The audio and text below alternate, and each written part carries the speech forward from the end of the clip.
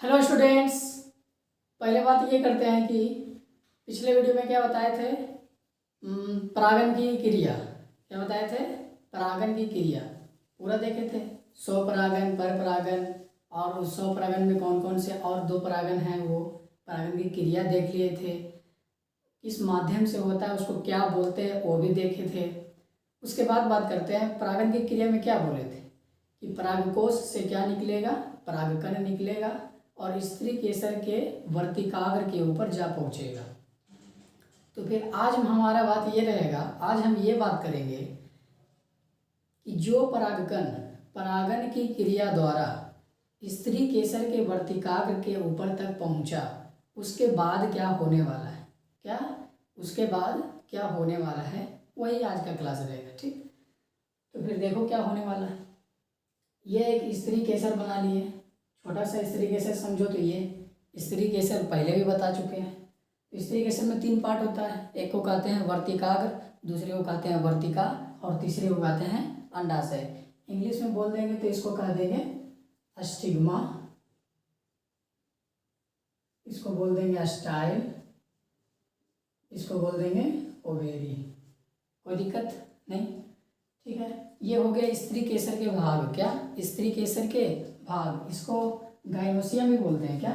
Gynoecium, ठीक है।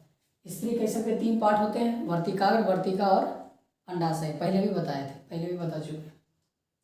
फिर इसका डिटेल फोटो यहाँ है, ठीक है। इसका डिटेल फोटो यहाँ है। जब परागण की क्रिया हुई तो परागकण स्त्री केसर के वर्तिकाग्र के ऊपर, तो ये देखो ये पार्ट क्या हो गया, वर्तिकाग्र हो गया। तो इसके ऊपर क्या आया? परागकण आया। कैसे आया? परागण की क्रिया द्वारा आया। परागण की क्रिया द्वारा भी आया तो किस माध्यम से आया? बहुत सारे माध्यम हो सकते हैं, या तो वो माध्यम जैव हो सकते हैं या तो अजैव हो सकते हैं। जैव में क्या क्या हो गया? जैव मतलब जो सजीव है। मान लो कोई पक्षी द्वारा हो रहा है, घेंघा द्वारा हो रहा है, कीट द्वारा हो रहा है, उस प्रोसेस के क्या कहेंगे, सब बताए थे उसमें, ठीक है। तो जो मान लो पक्षी द्वारा हो रहा है तो उसको बोलते हैं ऑरिन्थोफिली। क्या? ऑरिन्थोफिली। तो मान लो ऑरिन्थोफिली जो परागण की क्रिया है उसके द्वारा परागकण कहाँ आया? स्त्री केसर के वर्तिकाग्र के ऊपर आया। ये जो वर्तिकाग्र है यहाँ पर बहुत सारे चिपचिपा पदार्थ भी पाया जाता है। क्या? चिपचिपा पदार्थ, जो कि इसको इस पर आता है तो इससे गिरता नहीं है, ठीक है, उसी के ऊपर चिपक जाता है। तो यहाँ पर परागकण चिपक गया, पोलिनेशन चिपक गया, पोलन ग्रेन चिपक गया, ठीक है। उसके बाद क्या होने वाला है? परागण का भी डिटेल बताए थे पिछले वीडियो में। क्या बताया?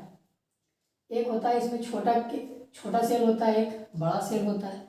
बड़ा सेल को क्या कहते हैं? वेजिटेटिव। छोटा सेल को क्या कहते हैं? जेनरेटिव। और इसके बाहर क्या होता है? लेयर होता है। परागकण का 2 लेयर होता है, एक एक्साइन और दूसरा इंटाइन। पहले बता चुके हैं, चलो नहीं याद है तो इसका डिटेल भी देख लो, थोड़ा सा बना दिए इधर भी। देखो ये बाहरी आवरण है, बाहरी आवरण को क्या कहते हैं? पाय आवरण, यानी कि एक्साइन और अंदर वाला को इंटाइन। फिर बात किए थे इसका डिटेल में कि एक्साइन किसका बना होता है? स्पोरोपोलिनिन का बना होता है, याद करो। इंटाइन किसका बना होता है? सेल्यूलोज और पेक्टिन का बना होता है। और जिस जगह पर स्पोरोपोलिनिन नहीं होता है, यानी कि एक्साइन या बाह्य सतह नहीं होता है, उस छिद्र को बोलते हैं जनन छिद्र या जर्मपोर। उसके अंदर 2 बड़ा सेल होगा, एक छोटा सेल और दूसरा बड़ा सेल होगा। जो छोटा सेल होगा उसको जनरेटिव कोशिका बोलेंगे और जो बड़ा सेल होगा उसको वेजिटेटिव सेल बोलेंगे, यानी कि कायिक कोशिका बोलेंगे, ठीक। तो इसी का मेन रोल है यहाँ पर। ये इस तरीके से वर्तिकाग्र पर आएगा और इसका काम होगा, क्या क्या काम करेगा सो बताएंगे, ठीक है। तो यहाँ पर देखो जो परागकण का जो जनन कोशिका है ये सेल डिवीजन करेगा। क्या? कोशिका विभाजन करेगा। इसका कोशिका विभाजन होगा। कौन सी कोशिका? जनन कोशिका। नाम से ही पता चल रहा है जनन कोशिका, यानी कि ये विभाजन करेगा, ठीक है, कोशिका विभाजन करेगा। तो कोशिका विभाजन करके पराग नली का निर्माण करता है। किसका? पराग नली का।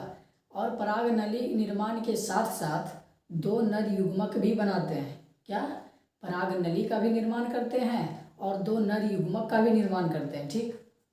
वही चीज़ लिखे यहाँ पर, जो जनन कोशिका है ये कोशिका विभाजन करेगा, उसके दौरान परागनली तथा 2 नर युग्मकों की रचना करती है, ठीक। तो परागकण क्या क्या किया, परागनली बनाएगा पहले और उसके बाद क्या करेगा, दो नर युग्मक बनाएगा। तो यहाँ परागकण पहुँच गया है परागन के माध्यम द्वारा, परागन की क्रिया द्वारा यहाँ परागकण पहुँच गया है। तो परागकण में होता है दो सेल, एक को कहते हैं वेजिटेटिव, दूसरा को कहते हैं जेनरेटिव। जेनरेटिव वाला कोशिका विभाजन करेगा और परागनली का निर्माण कर लेगा। तो ये देखो यहाँ पर लिख दिए हैं, ये परागनली का निर्माण हो गया। फिर परागनली विकसित कैसे होगा, तो ये जो है वर्तिकाग्र है या वर्तिका है जो भी है, उसी से ये पले बढ़ेगा, मतलब उसी के भोजन द्वारा ये पले बढ़ेगा, मतलब इसका भरण पोषण भरण होगा, ठीक है। लेकिन निर्माण कौन कर रहा है, तो परागकण के अंदर जो जनन कोशिका है वो कोशिका विभाजन किया, वही परागनली का निर्माण कर रहा है। और उसके साथ साथ दो नर युग्मक भी बनाते हैं, क्या, तो नर युग्मक भी बनाते हैं, दो नर युग्मक बनाते हैं और बीजांड द्वारा कहाँ देते हैं, बीजांड के अंदर, ये होता है देखो। और यहाँ पर जो छूटा हुआ भाग होता है जनन छिद्र होता है, तो उसी से आ जाएगा यहाँ पर, ठीक है, यहाँ से बीजांड द्वार में प्रवेश कर जाएगा। तो इस तरीके से के तीन भाग है, ये वर्तिका है, वर्तिका और ओवेरी यानी कि अंडाशय। पिछले वीडियो में इसका भी पूरा डिटेल से बताए हुए हैं। ये पूरा फोटो अंडाशय का है, या एक इसमें बीजांड होता है, इसके अंदर 3 कोशिका, फिर 2 कोशिका, फिर एक अंडा कोशिका, बीच में सेंट्रल सेल, सब कुछ बता चुके हैं। तो उसी को कहते हैं, देखो ये जो ऊपर में 3 सेल उसको प्रतिवेशांक कहेंगे, ये जो बीच में सेंट्रल सेल हो जाएगा यानी कि ध्रुवीय केंद्रीय हो जाएगा, सेंट्रल न्यूक्लियस, और यहाँ जो 3 हुआ जाएगा उसको सहायक कोशिका। पहले भी बता चुके हैं, जो नहीं देखा है देख लो तब ज़्यादा समझ आएगा, ठीक। तो यहाँ पर बेसिकली क्या हुआ, परागन आया वर्तिकाग्र के ऊपर, परागन के अंदर 2 सेल था, एक सेल क्या किया, कोशिका विभाजन किया और परागनली का निर्माण किया और नर युग्मक बनाया, नर युग्मक जाके दे दिया बीजांड द्वार के अंदर, बीजांड में, ठीक है। तो यहाँ पर बेसिकली नर युग्मक आ गया, मान लो यहाँ पर 2 नर युग्मक आ गया, नर युग्मक आ गया, और यहाँ पर मादा युग्मक भी है। ये सब तो है मादा युग्मक, बताए थे कि मादा युग्मक का भी निर्माण होता है बीजांड के अंदर, मादा युग्मक बना। अब जब नर युग्मक और मादा युग्मक मिला, तो ये चैप्टर का नाम ही है sexual reproduction in flowering plant, यानी कि लैंगिक जनन होने वाला है, क्या, पुष्पीय पादपों में लैंगिक जनन होने वाला है। तो लैंगिक जनन कैसे होता है, पहला वीडियो बताए थे लैंगिक जनन के प्रकार में, एक लैंगिक और दूसरा लैंगिक अलैंगिक। तो लैंगिक में क्या होता है, जब नर युग्मक और 2 मादा युग्मक आपस में मिलते हैं या आपस में जनन करते हैं, तो उसके दौरान वो जो रिप्रोडक्शन होता है वो क्या कहलाता है, लैंगिक जनन कहलाता है, ठीक। उसके दौरान एक नया संतान बनता है। तो यहाँ पर नर युग्मक भी आ गया, मादा युग्मक भी है। अब क्या होने वाला है, फर्टिलाइजेशन होने वाला है, यानी कि निषेचन की क्रिया होने वाली है। नर युग्मक मादा युग्मक मिलता है, उसी क्रिया को तो निषेचन कहते हैं, बता चुके हैं, ठीक है। तो यहाँ पर बेसिकली निषेचन की क्रिया होने वाली है। और जो पुष्पीय पादपों में जो भी लैंगिक जनन होता है ना, वो द्विनिषेचन होता है, क्या, द्विनिषेचन। फिर इसको भी देखेंगे कि द्विनिषेचन कैसे होता है, इसको भी देखेंगे। लेकिन फिर और किताब में कुछ कुछ बात दिया हुआ है, क्या, इससे रिलेटेड कुछ बात दिया हुआ है, क्या, एक है पराग स्त्री केसर संकर्षण, क्या, पराग स्त्री केसर संकर्षण, ये क्या हुआ, संकर्षण मतलब आकर्षण भी समझ सकता है। ये क्या लिखा हुआ है, वर्तिकाग्र पर पराग स्थित होने से लेकर, क्या, वर्तिकाग्र पर परागकण के होने, क्या, परागकण के स्थित होने से लेकर बीजांड में परागनलिका के प्रवेश, बीजांड में परागनलिका के प्रवेश होने तक जो घटना होता है, यहाँ पर जो पराग स्थित है और ये जो परागनली से बीजांड में जा रहा है, यहाँ तक के बीच में जो भी घटना हो रहा है वो क्या कहला जाएगा, पराग स्त्री केसर संकर्षण, ठीक। अगला है कृत्रिम संकरीकरण, आर्टिफिशियल हाइब्रिडाइजेशन। हाइब्रिडाइजेशन से बताते हैं क्या होता है ये हाइब्रिडाइजेशन। इसमें बेसिकली क्या करता है, कोई प्लांट लेता है, 2 अलग अलग लक्षण वाला 2 पौधा लिया और उसमें क्या देखा, मान लो एक प्लांट लिया, वो कम पानी में बहुत ज़्यादा फसल उगा रहा है, क्या, कम पानी में बहुत ज़्यादा फसल उगा रहा है, या कम पानी में फसल उगा रहा है बेसिकली, ठीक। और जो दूसरा पौधा है, मान लो गेहूं का पौधा है, तो एक गेहूं का पौधा है जो कि उसको पानी कम चाहिए और बीज हो जाता है उसमें, ठीक है, बन जाता है, अनाज तैयार हो जाता है।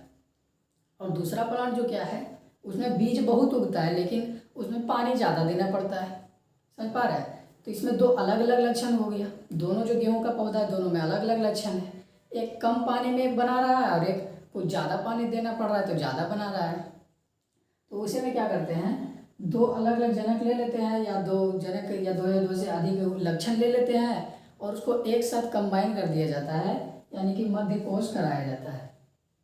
उसके बीच क्रॉस की क्रिया कराई जाती है। तो उससे उसके फलस्वरूप जो भी प्राप्त होता है, जो भी पौधा बनेगा उसमें दोनों का लक्षण रहेगा। क्या? उसमें दोनों का लक्षण रहेगा। इसीलिए अपना हाइब्रिडाइजेशन यूज किया गया है। आप लोग नाम सुनते होंगे गायब देहात में जो बीज आजकल आता है हाइब्रिड बीज, सुने होंगे नाम। हाइब्रिड बीज, कोई भी मकई का बीज है तो बोलता है कौन सा बीज है, तो हाइब्रिड मकई का बीज है। हाइब्रिड उसको बनाया गया है, ठीक है। हाइब्रिड जहाँ लग गया उसको मान लो बनाया गया, संकरीकरण किया गया है। तो यही होता है कृत्रिम संकरी। क्या होता है कृत्रिम? मतलब आर्टिफिशियल, जिसे मानव ने बनाया, ये मानव ही किया है, ठीक है। तो जो दो जनकों के दो या दो से अधिक उत्तम लक्षण, दो या दो से अलग अलग लक्षण ले लिया, ठीक है, उसको एक ही संतान में प्राप्त कर रहा है और उसके बीच क्या कराएगा, मध्यकोष कराएगा। ये जो प्रोसेस कहलाएगा, ये जो क्रिया कहलाएगा, वही तो कहलाएगा कृत्रिम संकरीकरण, आर्टिफिशियल हाइब्रिडाइजेशन। अगला एक और होता है पिपुंसन। इसको इंग्लिश में कहा जाता है इमेस्कुलेशन। क्या? इमेस्कुलेशन। आप लोग तो हिंदी मीडियम का स्टूडेंट है, कोई बात नहीं, कहीं कहीं पर यूज करते हैं इंग्लिश, ठीक है, लिखना भी चाहिए इंग्लिश। टॉपिक बेसिकली टॉपिक को इंग्लिश में देखना चाहिए। तो देखते हैं विपुंसन यानी कि इमेस्कुलेशन, ये क्या होती है? यह कृत्रिम पर परागन का एक पद है। क्या है? यह कृत्रिम पर परागन का एक पद है जिसमें द्विलिंगी पुष्पों की कलिका अवस्था में ही पुंकेसरों को निकाल दिया जाता है। ये क्या कहलाया? कृत्रिम जो पर परागन है, यानी कि जो पर परागन को बनाया गया है कृत्रिम द्वारा, परागन को एक ही पद है जिसमें द्विलिंगी पुष्पों की कलिका अवस्था में ही पुंकेसर को निकाल दिया जाता है। एक वैसा पुष्प लीजिए जो द्विलिंगी हो। क्या हो? द्विलिंगी हो। उसमें क्या करो, जब कली अवस्था में हो, जब फूल क्या हो, कली अवस्था में। कली अवस्था क्या होता है? जब उससे फूल बाहर नहीं आया। क्या? जब उससे फूल बाहर नहीं आया उसको कली अवस्था बोलते हैं। तो उसी टाइम उससे क्या किया जाए, पुंकेसर को निकाल लिया जाता है। क्या?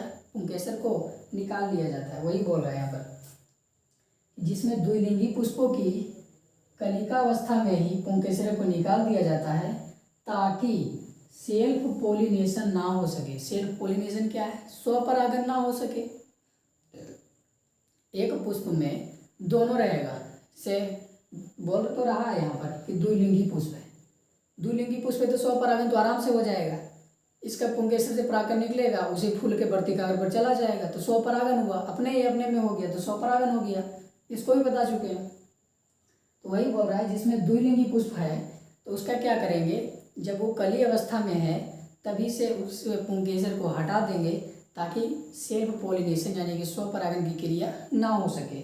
वो जो प्रोसेस कहलाता है वो विपुंसन कहलाता है। क्या? विपुंसन कहलाता है। अगला है बैगिंग।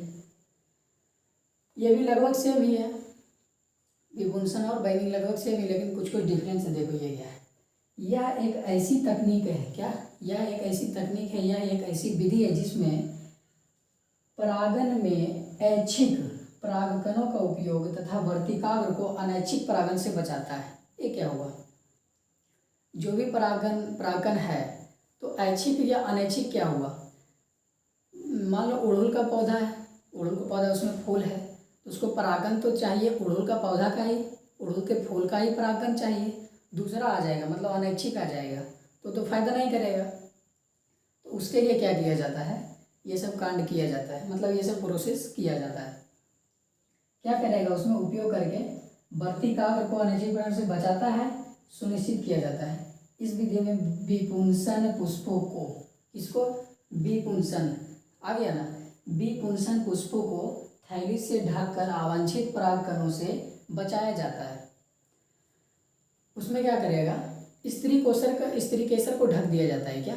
इस विधि में स्त्री केसर को एक बटर पेपर द्वारा ढक दिया जाता है तो उससे भी परागन नहीं आ पाएगा, उस पर स्वपरागन होगा, स्वपरागन हो जाएगा, दूसरा परागन नहीं आएगा। तो ये जो प्रक्रिया है, दूसरा अवांछित दूसरा परागन ना आ जाए, इसीलिए इसे प्रोसेस किया जाता है, उसको कहते हैं बैगिंग। थैलीकरण भी बोलते हैं इसको हिंदी में, थैलीकरण यानी कि बैगिंग। तो ठीक है,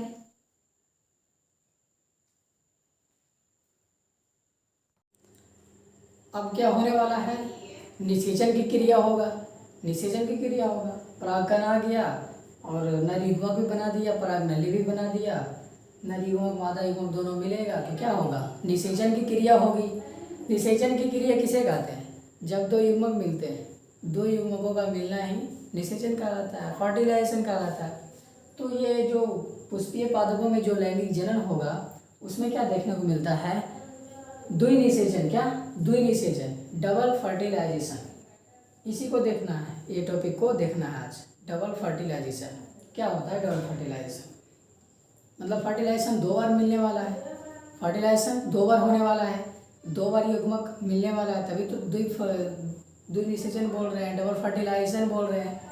पहला इसका है कि खोज किसने किया, इसका खोज किसने किया, नवासियन नामक वैज्ञानिक है। क्या, नवासियन 1998 में, क्या सन 1998 ईस्वी में नवासियन नामक वैज्ञानिक ने लिलियम पौधे पर द्विनिषेचन की खोज किया।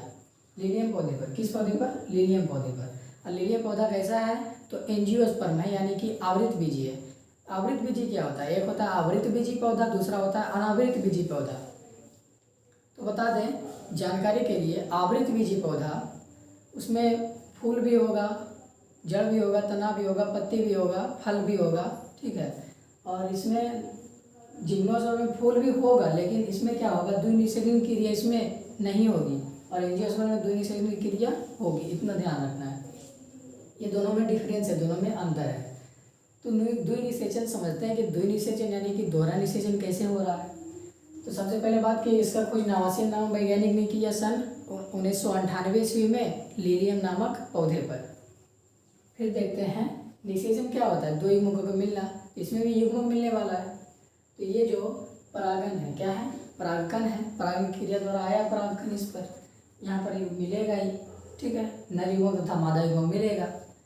तो यहाँ पर इसको क्या बोलते हैं, ये सेंट्रल सेल है, यानी कि ध्रुवीय केंद्र है, ठीक।